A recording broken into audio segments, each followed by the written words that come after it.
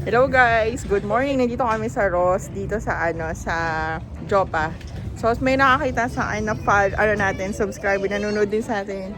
Hello, si Sir. Kamusta? Zur. Si Sir Zur at ang kanyang family. Hi ma'am, ano pangalan niyo ma'am? Antal po. Ma'am Antel at kanyang mga kids. Say hi. Nanonood na pala sila sa Philippines pa lang. Bago Ayan. pumunta dito, ayun. Yes Siya sir. yung pinapanood ko para makakuha ng mga tips or ano. Sana naman yung nakatulong Maryland. ako. Oo, sobra. Oh. Ayun. Sige po, bye-bye na muna. Makipagkwentuhan muna ako. Bye! Hello guys, may nakakalala sa atin. Nakakatawa naman. Tagal ko na rin hindi nagbablog pero what to do? Ayun nga.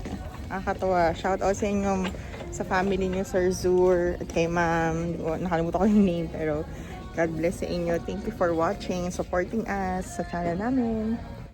Hello guys, good evening. Welcome sa Team Perez Vlogs. At ngayong gabi, guys, alam niyo ba, galing kami dun sa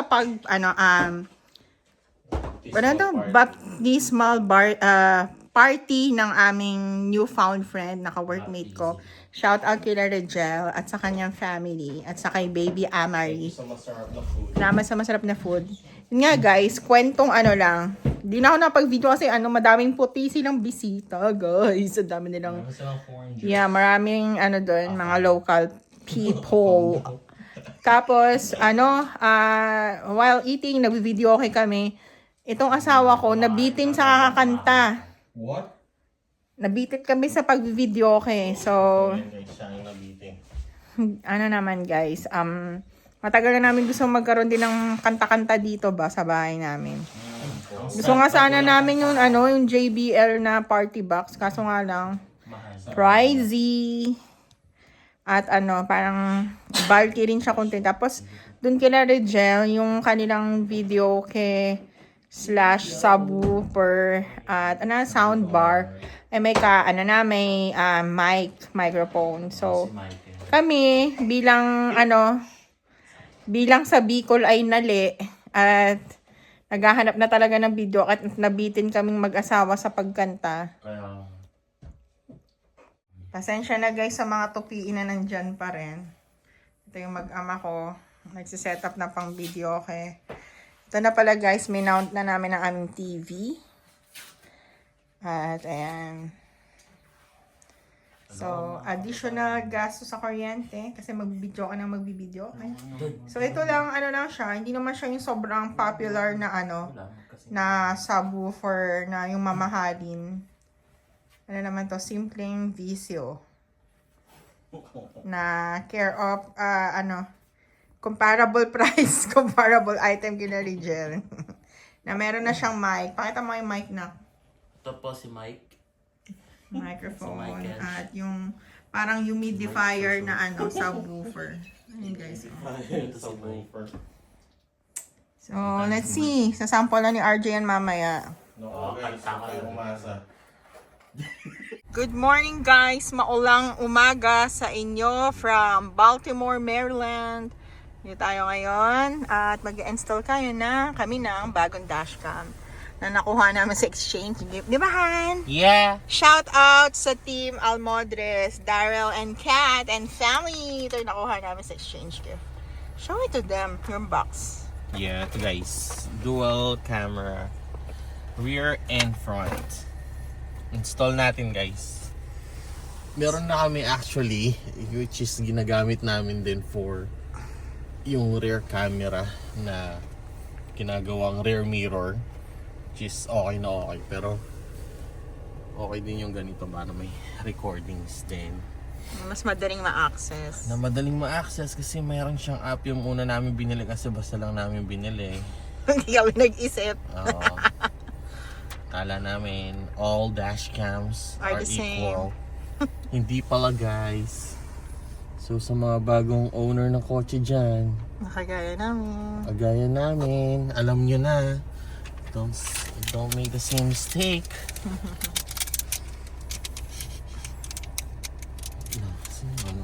Take note guys, umuulan habang ginagawa namin to. Yeah. At ang lamig. Ganito kami ka-organize. Yes.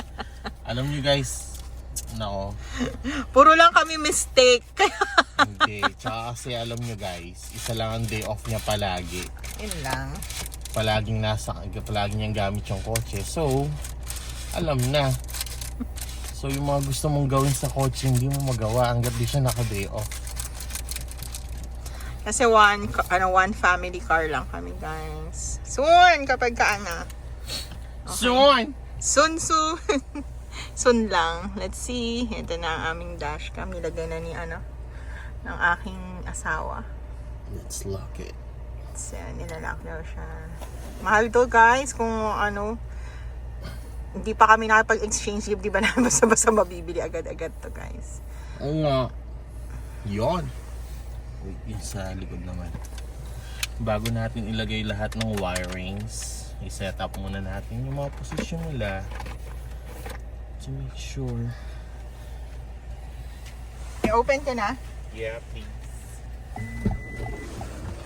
Guys, ayan. Automatic yung namin. Yung, ano tawag dyan? Yung back door namin. Nakalimutan ko yung pangalan. Basta, power lift rear door. Ayan, kakabit niya dun. Kamusta kayo guys? Ayan ang aking asawa, nakabit niya. Maulang winter. Winter na dito sa sa lugar namin sa Maryland, pero wala pa kaming chances of snow. Medyo namimiss na namin yung snow, pero this coming after 2 weeks pupunta kami mag-snow tubing kami sa Pennsylvania kasama yung mga kabayan namin sa Southfield. Yun yung mga friends namin doon. Kami doon, mag one night kami na Airbnb, and punta kami sa Camelback Resort sa may Tannersville, Pennsylvania. So mga 3 hours drive siya. So ako as usual may pasok ako before that, pero laban lang, ito-drive natin yan. Ganoon naman ako parating, laging may pasok di ba Han? Yeah, as usual. As usual. So it's always like that, guys.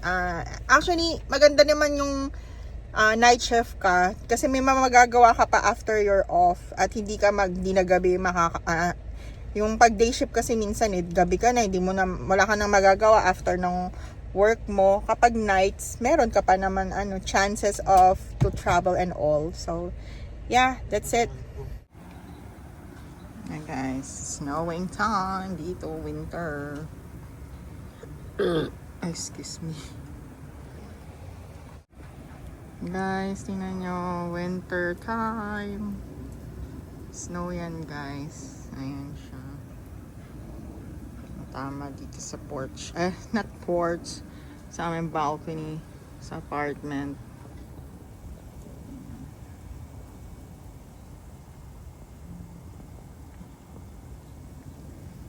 Sasabak tayo sa pagdadrive nito mamaya guys. Kasi susunduin ko yung aking asawa sa work. Ang lamig po. Guys, malamig na umaga dito sa Maryland. Welcome sa Team Paris Vlog. Ngayon ay wintry mix dito. Ibig sabihin, pag sinabi mong wintry mix, mix siya ng snow at ulan. Tapos sobrang lamig niya. So every time na babagsak yung snow, para siyang nagtutubig na, para na siyang ulan. Then slicky siya masyado. So pag dumikit siya sa road, sa mga kotse, maano siyang i-drive ba? Parang mas favorable para sa akin yung snow na lang kaysa sa ganito, kasi siya, mas madulas siya. Tapos mas mabilis siyang ma-prone para sa black ice. Ito yung aking comment para dyan. Yun ang masasabi ko. And ngayon ay may pasok si RJ Sabado ngayon. Nag-pick up siya. Nag-extra work ang aking husband. At ako naman ay may pasok tonight. Time check ngayon ay 8 in the morning. Nanonood lang ako ng mga vlog. Sila Kit Role at sila Sir Mogo Marbs. Tinutuloy-tuloy lang natin yung pag-vlog. At yun guys, i-document natin yung papalapit na aking patapos ng contract bilang isang staffing agency nurse sa Maryland. Malapit na guys. So, na lang. 3 weeks, in 3 weeks, tapos na yung kontrata natin. Tama nga ba? Oh yeah, think so. Ganun nga. And excited na ako kasi alam ko na yung sa mga hindi nakakaalam at sa mga interesado, i-continue ko yung trabaho ko doon sa aming facility. So, nagpa-absorb lang ako sa hospital namin. Tapos, naka-sign na rin ako ng kontrata. Yehey! At may orientation kami at hospital-wide orientation. Tapos, sabi sa akin ng manager ko, na-share ko lang na parang hindi na ako papasok sa orientee nurse. Parang tuloy-tuloy na lang, wala na. Parang regular shift na agad ako after ng orientation namin. So, document natin yon. And if tatanungin nyo kung kamusta yung salary, it's much better, guys. It's more favorable for the experience I have at yung mga specialty natin bilang nurse, ICU nurse dito, na may mahaba na ring years of experience. It's okay. I would not disclose the amount, pero pwede nyo naman siya tingnan sa LinkedIn or sa Indeed. Makita nyo naman din yung mga offer sa Baltimore area sa Maryland. So, yun guys, see you. Nag-i-snow siya. Hindi ko alam kung makikita niya. Ayun, yung snow.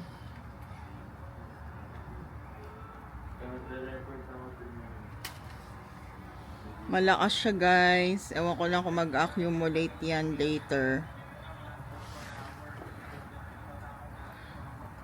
Para siyang may kasamang ulan.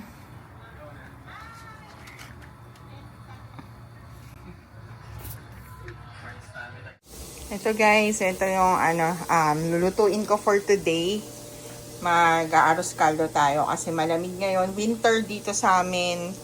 At itong luto na to ay good for na siya, 2 days lunch, breakfast na rin. And pwede na rin pambaon. So may pasok na naman ako for tomorrow. Aros kaldo, ito yung ating malagkit. Yan. Yan. Alam nyo ba to? Ludis na peanut butter na panakalak na masyado. Ayos guys. Ayan. Ito lang po ang ating pagkain for today. Guys, don't forget to like and subscribe. At ayun nga guys, mag-subscribe tayo para mag-road to 1K na guys ang Team Perez Vlog. At tuloy-tuloy lang maka-inspire pa tayo ng maraming potential nurses na nasa Pilipinas o nasa ibang part ng mundo na ma-encourage na mapunta dito sa US. Kasi guys, I guarantee everything na papunta na life and work-life balance dito sa Amerika, makukuha mo talaga siya dito. And yung mga income ba na mas stable for me sa mga past experiences ko sa countries na napuntahan ko, sa Philippines, sa Dubai, at sa Saudi Arabia, guys, mas na-reach ko yung potential ko bilang nurse at bilang parent at bilang wife at bilang, nature lover. At I would really still encourage you to come here. Nagmo-move naman ang ating visa bulletin, kaya huwag kayong sumuko guys. I-take yun na yung NCLEX, mag-aral na kayo, mag-gain kayo na experience to be here.